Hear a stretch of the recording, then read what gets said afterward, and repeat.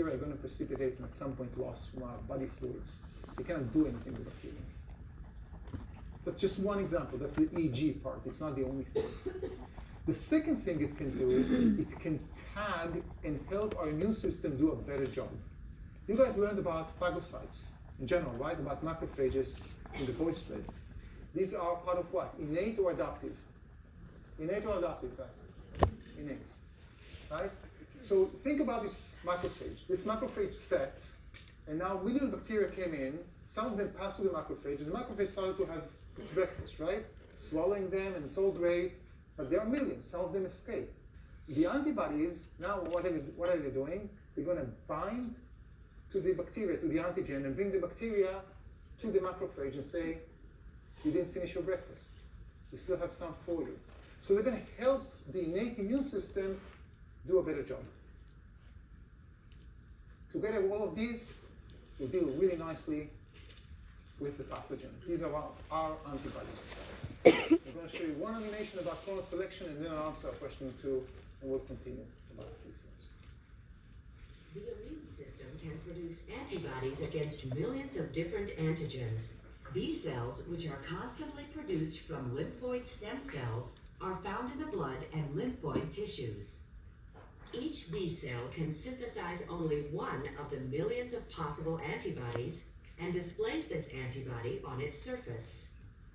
When an antigen meets a B cell having a surface antibody of the proper specificity, it complexes with the antibody. B cells that are not activated do not develop further. Stimulation of only the B cells that carry antibodies that react with antigen is referred to as clonal selection. Following antigen-antibody interaction, antigen-antibody complexes aggregate on the surface of the cell. This is called capping. The antigen-antibody complexes are then internalized.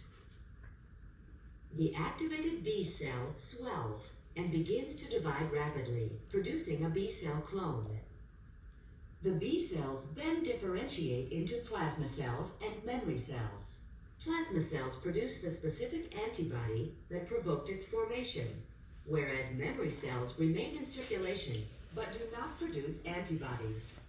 Memory cells can become activated by a later challenge by the same antigen. Many antibody responses require signals. We'll leave that part, okay? Again, I apologize for rushing just to make sure we cover this, but any like 1 or 2 questions about antibodies and B cells? Yes, sir.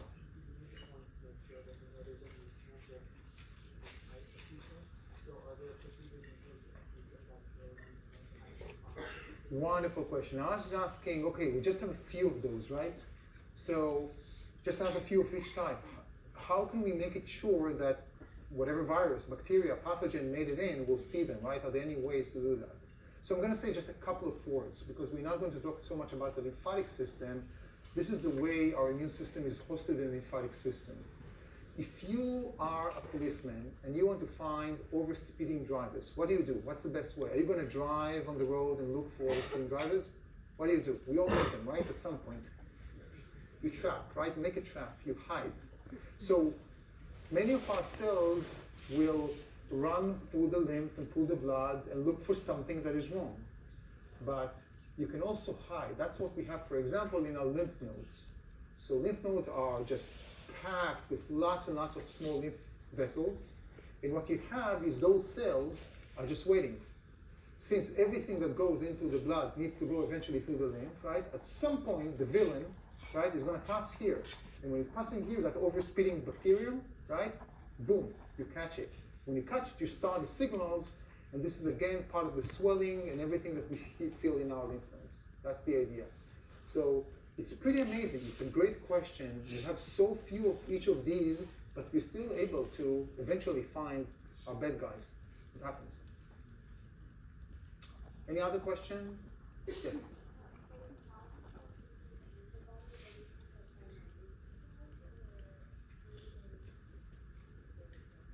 The antibodies that are secreted by the plasma cells go to the blood and the lymph. And this is when they find the right antigen. But now imagine, you have tons and millions of them, right? And then they tag them, or precipitate them, or do all those things. No, exactly. So that's a good question. So they don't need to be attached anymore. They were attached just for the recognition part. From now on, they're soluble. This is why they work well with soluble particles. Abby, last question. The memory B cells may be activated by antigen in the blood system when that are there, not later on. You mean next time in the secondary? No, at the same stage, if you give all the antigen in the blood and it activates this and you make the B cells, but what stops them from immediately being activated by antigen? You're talking about the memory cells? Yeah. Oh, just because it's an issue, maybe some of them are being activated, but basically you'll still have enough population of residual memory B cells that will stay. Now the memory B cells are not plasma cells. They're kind of like the naive B cells, they're just better naive B cells in that sense. Okay, so let's do this one quickly.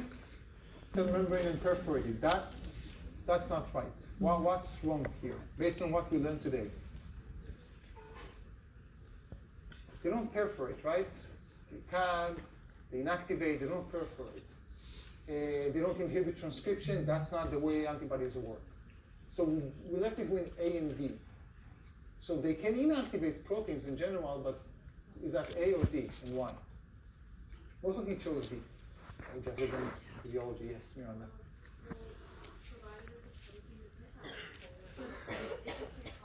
It cannot penetrate a cell, exactly. They're not steroids, they're not lipids, they cannot penetrate a cell.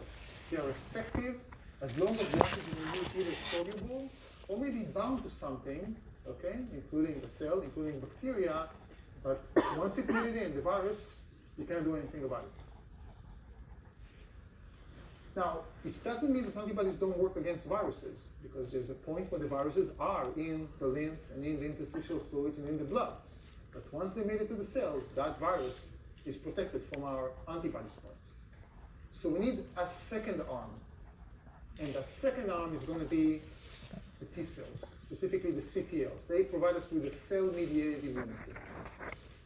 If you understood the concept of B cells and antibodies, you will understand the concept of CTLs and helper T cells, because it's the same story of specificity, clonal selection is one you activated, and then differentiation into memory cells and into mature effectors, okay?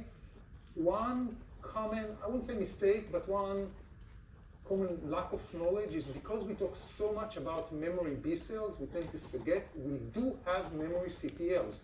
We do have helper T cell memory cells. We don't know as much about them as we know about the memory B cells, but we do have memory CTLs and memory helper T cells, just to emphasize this. The way they're going to act is very different from antibodies. So let's talk about the CTL. Our cells present internal peptides on the membrane. Bad cells present non-self peptides on the membrane. Well, let's check this. I'm going to do it on the board. It'll be easier and faster. Okay, let's see how it works.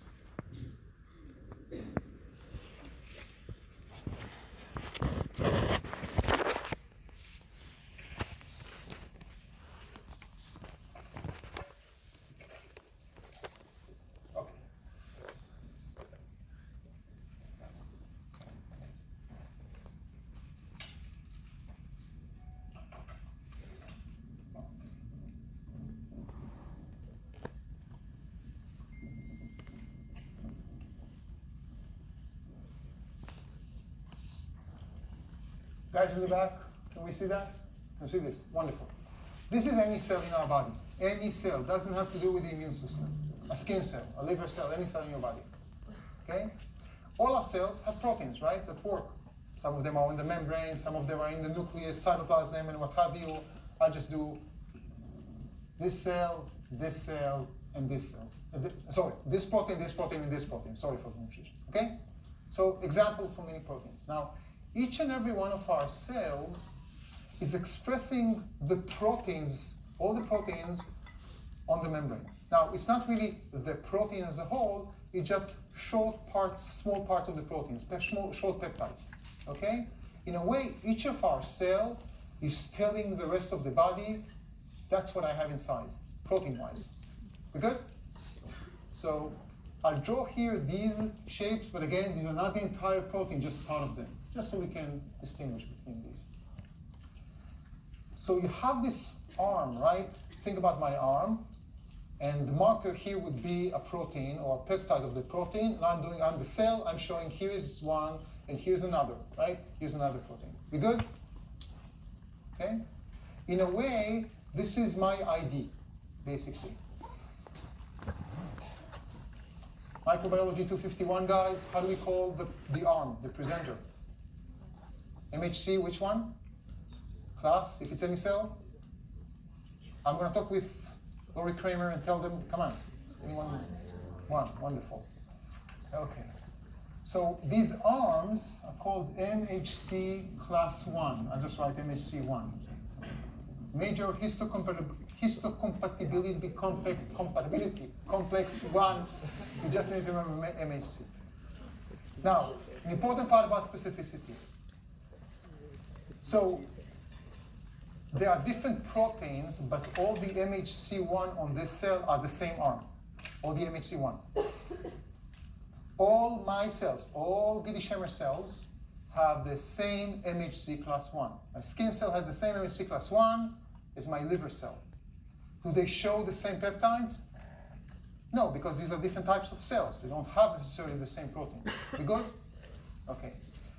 My MHC class 1, Diego's MHC class 1, Sierra's MHC class 1, and each and every one, as long as you're not identical twins, I think we're not identical twins as far as I know, right, are different. Each one has his or her or anything own specific MHC class 1. This is our ID. It's called major histocompatibility complex because it's give us compatibility in the sense, for example, if you have a transplant, that's one of the reasons why a transplant is challenging. Okay. Now, this is just a general thing. But if I have a cell, any cell that was infected by a virus, I'll just write class virus. The virus will be in green. Hopefully you can see that. The virus, what it does, in order to enjoy the luxury of the cell, it injects its DNA or RNA, depending on the virus, and makes the viral proteins, right? This is viral. Different viral proteins. The cell basically becomes a factory of transcription and translation for the virus. So, what is this cell expressing on its MHC class 1? Blue. After infected by a virus? The viral protein, because these are the new proteins of the cell, right?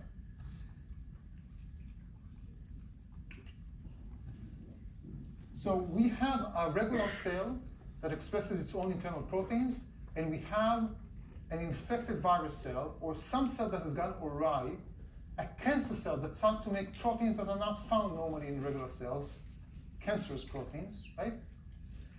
And it's basically saying, this is me.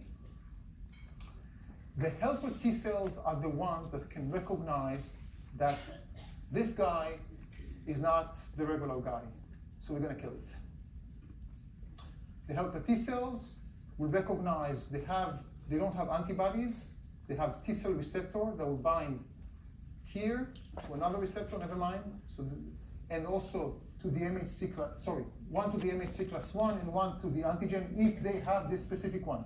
Again, remember, Kara is one of the CTLs, I'm a different CTL. Kara cannot bind to this one. She's not specific to this one. I'm specific to this one, so I can bind to it. So if I'm the CTL that can bind, have affinity, like an antibody, just not an antibody, it's a T cell receptor, to the green one, I'm binding and saying, okay, I found you, I kill you. Is that clear? This is the way for us to distinguish between normal cells. We don't have, if everything is working well, we don't have CTLs that will identify those red proteins, our self proteins. We only have those that will find non-self proteins. And when they find them, that means that it's a bad cell, infected by a virus, cancer cell, and so on. So then, only if I bind, I will be activated. Any question about this part?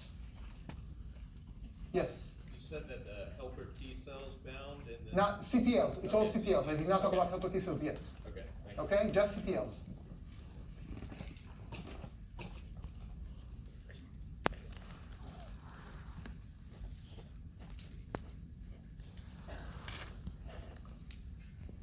Okay.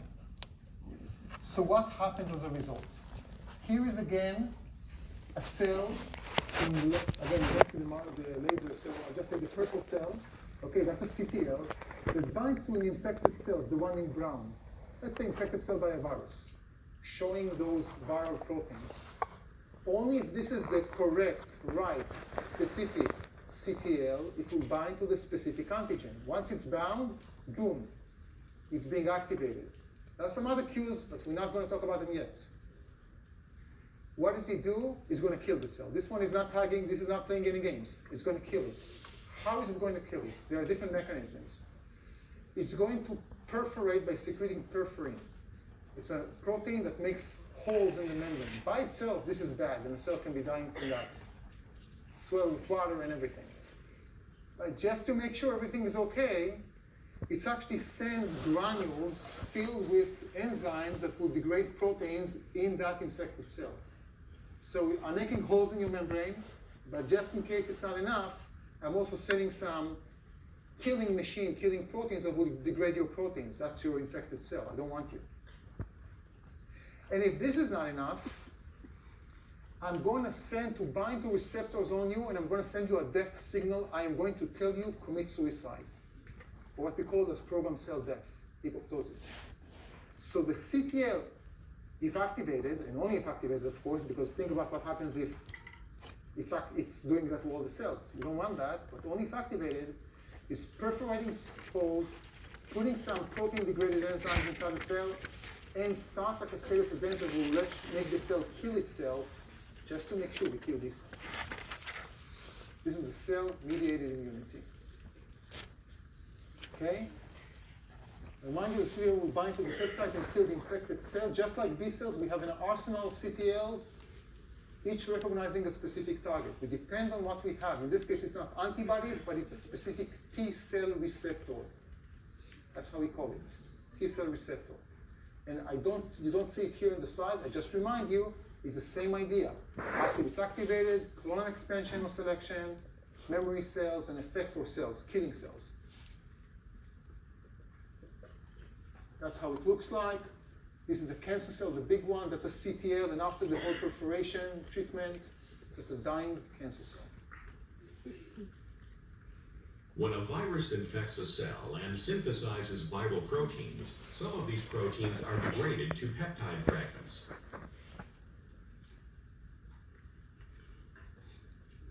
These peptide fragments are complexed with class 1 MHCs and displayed on the surface of the infected cell. Cytotoxic T cells interact with the virus-infected cells by recognizing both the viral antigen and the class 1 MHC. The cytotoxic T cell then releases cytotoxins which induce apoptosis in the infected cell and perforin, which causes perforations in the cell membrane. Self-proteins are also degraded and the fragments presented on the surface via class 1 MHCs. This is not shown. Fragments of self-proteins are not recognized by cytotoxic T cells. Cytotoxic T cells remain intact, detach from the infected cell, and move on to other target cells. Talk with each other. I'm going to give you 2 minutes. I'm sorry for rushing you. Today is all about rushing you. 2 minutes. Should we try to count? Let's see how much we got. 1, 2, 3. Let's just give it a shortcut. That would be easier. 1, 2, 3. NK cells. Many of you are correct. How come NK cells? What are they doing that seems pretty similar? What are they doing that are different? Nicole. Perfect. You just answered everything, right? They kill the same way. So they are innate, right? So they don't have a memory, and they're not specific. They just know bad from good, but they don't have a specific antigen they will bind to. But once they're activated, they will basically kill. Of course, there are some other differences that I'm not going to get into. Okay, but in general, they are very, very similar in the response. So this is a beautiful example. Now, if you zoom out from all the small details that we discussed about the big picture, you are encountered by a virus, and the virus is starting to infect, and so on. You have already the innate immune system ready. It's there, the NK cells. And they start to identify and say, oh, okay, you are a bad cell. I'm going to kill you. But they don't necessarily deal with everything. So what do? They also call their guys from the adaptive immune system, the counterparts, the CTLs. And the CTLs will come and continue the work. But now we have memory cells, we have clonal selection, and we'll do a better job. This is how a good example of how the innate talks with the adaptive immune system. Two arms that do basically the same, but one probably would not just have been enough. The other one evolved as the adaptive immune system. Any questions about the CTL? Anything to do with the MHC1? I know it's a lot. You need to go back and to read and to process this if you're not familiar with this. But any questions so far? Yes, Malik. So when the NK cells call the CTLs over, you just have to call all of them until you get one that's specific to the recruiter, correct? Or is it Wait with this question until we talk about the helper T cells. It's a great question, but ask me again if it's not clear. Is it clear how they kill, how they identify? Give me, because I don't do a lot of questions today and I'm talking mainly, give me kind of like thumbs up about if you understand the whole thing or are you just completely lost, which is fine, I just need to know. Okay, it's between this and this, not too bad, okay. But again, a lot of details, so make sure you just go back and process, especially that recognition. Let's talk about, so it's NK cells, in case you missed that, okay? And now, let's talk about the final part of those cells, the lymphocytes. And we'll be done with them and we'll finish. We still have some stuff to discuss, but that's going to be on Thursday. The helper T cell. I want to start by, before I show you the slide, to talk about which cells express the antigen and how the helper T cell binds to them. So we said that the CTLs bind to antigens presented on the cells that have gone awry, right? Which type of cells in our body are showing MHC class 1? All cells, any cell, right? In the case of helper T cell, it's a different story. There are a subset of cells in our body that we call APCs, antigen-presenting cells. To confuse us, biologists thought about 3 different APCs that have nothing to do with each other. So some of you, maybe will take cancer biology at some point, you'll learn about other APC molecules that are very important, nothing to do with the immune system. In this context, in this class, when I say APC, I'm talking about an antigen-presenting cell, okay? Antigen-presenting cell is a big family of cells. It's not just one cell. For example, B cells, macrophages, are antigen-presenting cells. Dendritic cells, antigen. You don't need to remember which one is which, okay? We'll use macrophage as an example. Macrophage APCs, first of all, they express MHC class 1 because they are one of the any cell, right? But they specifically express another molecule that is called MHC class 2. I put it here in red. In addition to the MHC class 1. I'm not putting MHC class 1 just not to confuse you. Okay? But again, they are also just any cell. So they'll express both. Only them express MHC class 2. We said that CTL binds in one arm to the MHC class 1, right? It's basically saying, okay, it's one of our own cells. And in the second arm, it binds to the antigen and say, okay, I should not recognize this guy, I'm going to kill the cell. So 2 arms. The helper T cell also has 2 arms. One specific for its own antigen. The second one is binding to MHC class 2. So helper T cells do not bind to MHC class 1, but they bind to MHC class 2. And to an antigen in case this is the right helper T cell. Because again, each type of helper T cell is different and recognizes a specific antigen. Once you got that, it's almost the same concept as the B cells and the CTLs, the same idea. If they are activated, they're going to be starting to divide. Some of them are going to become memory T cells, and some are going to be the effectors. The question is, what do those effectors do? The CTLs, we said, are killing cells, right? The B cells differentiate into plasma cells that secrete antibodies. The helper T cells don't kill anything. They don't tag, they don't do anything. They seem like harmless, but they're actually the most aggressive ones because they are responsible for almost everything. The helper T cell that recognizes a specific antigen proliferates and differentiates into mature cells and into memory cells, but we'll focus on the mature effector cells, and they secrete a family of hormones that we call cytokines, and there are tons of them. We're not going to go into the details. IL-15, never mind the numbers, okay, the names. Some of these cells will later convert to memory B cells. So, let's see what we have. We have the antigen-presenting cell, let's say a macrophage. Let's think about how it worked. The macrophage was sitting there, and we had an infection with bacteria, right? Macrophages start as an innate cell, part of the innate immune system, to phagocytose, but cannot do all of this. But after it's swallowed, after it processed and phagocytosed and ate, if you will, the bacterial or any microbe, it's presenting its leftovers, if you will, okay, on the membrane. And now it's on what? What is it using to show that protein? MHC class 2. Exactly, that's its on. So basically what the macrophage say, okay, I found the bad guy, I ate the bad guy, here are the leftovers, right? Helper T cell, if we have the right helper T cell, will bind and then will be activated. Once it's activated, it will start with division, proliferation, differentiation, but now it will not kill anything, it will just secrete those cytokines. What are those cytokines going to do? The cytokines are going to do so many things. Okay, here's a helper T cell, it's a small guy. And the blue one is the antigen presenting cell. It's pseudocolored, but it's leading edge. Let's see what it does. So the conductor of the orchestra. Here's again cytokines.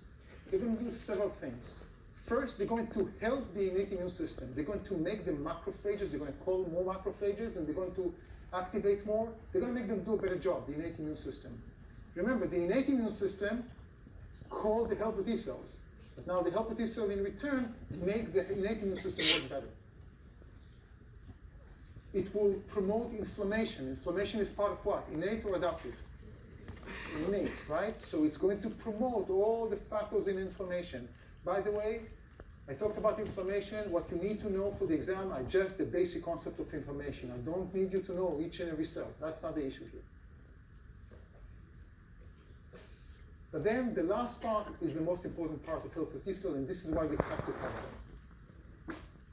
I'm going to go for a journey back.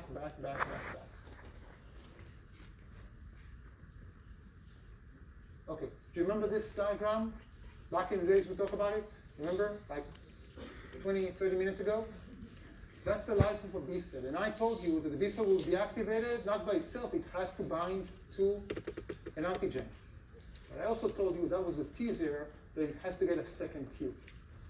The second cue is the cytokines that are coming from a helper T cell. Not just any helper T cell, but a helper T cell that was activated by the same antigen. Not the same molecule, a different bacteria, right? A different antigen, but the same type. So in order for us to activate the B cell, and the same thing goes for the CTLs. I'm going forward. Here it is. This will not really be activated until it also gets a cue, a second signal from the cytokines coming from the helper T cell. So we have a couple of minutes. Let's think together. This is not effective. I have all these bacteria, viruses, all the bad guys coming. Finally, a B cell that was able to bind to, or a CTL that was able to bind to its cell. And now instead of being activated and starting to kill the bad guys, I'm waiting for another cue from that helper T cell. And I'm telling you, it's essential. There is a subset of CTLs that will work independently, but that's a subset. Most of the CTLs will need the cytokines from the helper T cell. Can anyone suggest why we are wasting so much time and a whole energy it's probably important, right? Is there any logic? If you are responsible for a new system and there is much logic, why would you do that? Just before we leave, let's address this. Any ideas? Yes?